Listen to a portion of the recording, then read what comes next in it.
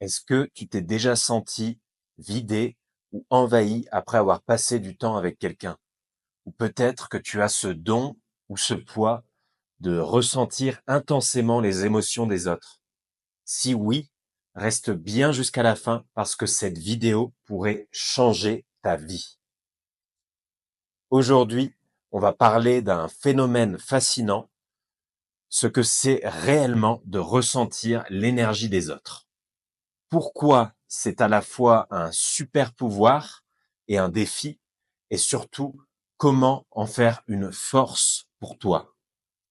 Et avant qu'on commence, pense à t'abonner, liker et activer la cloche pour ne rien rater.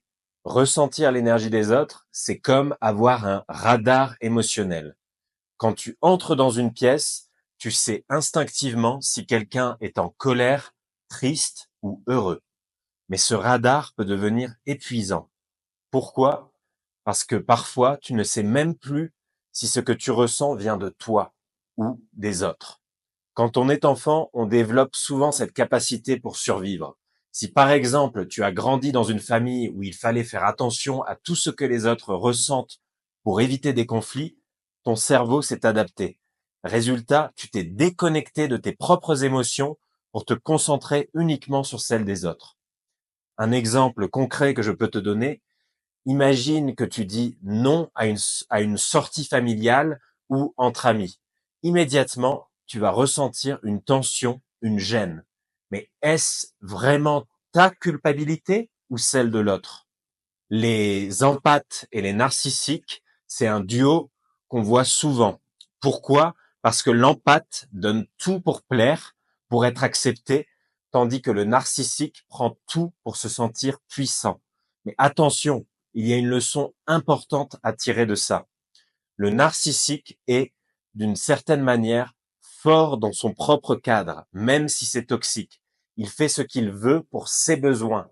Toi, l'empathe, tu peux apprendre quelque chose d'eux, reprendre ton pouvoir, dire non quand c'est nécessaire et fixer des limites.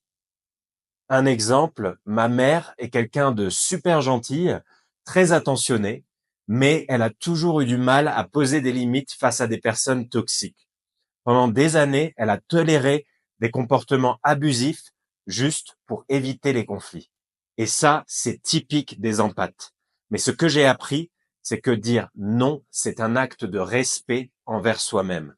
Alors, tu vas me dire comment arrêter d'absorber l'énergie des autres et revenir à toi.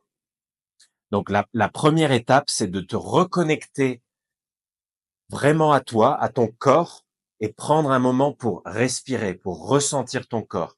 Un exercice simple, c'est de allumer une petite bougie et de fixer la flamme et de vraiment sentir l'espace entre toi et cette lumière.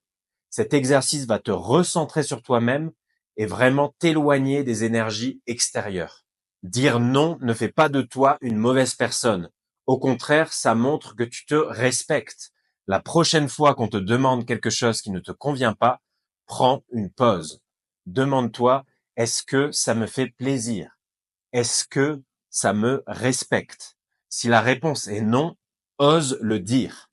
Troisième étape, fixe des limites claires.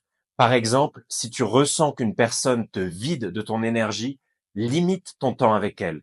Et surtout, n'aie pas peur de poser des conditions. Tu vois, ressentir l'énergie des autres est un cadeau, mais il ne doit pas te définir. Ce pouvoir, tu peux l'utiliser pour te comprendre, te protéger et créer des relations équilibrées. Si cette vidéo t'a aidé ou t'a inspiré, dis-le moi en commentaire, partage ton expérience. Je suis curieux de savoir si toi aussi tu as vécu ce genre de situation. Pense aussi à la liker, t'abonner et activer la cloche pour ne rien rater des prochaines vidéos. Et souviens-toi, tout changement commence par toi. À bientôt et prends soin de toi. Salut!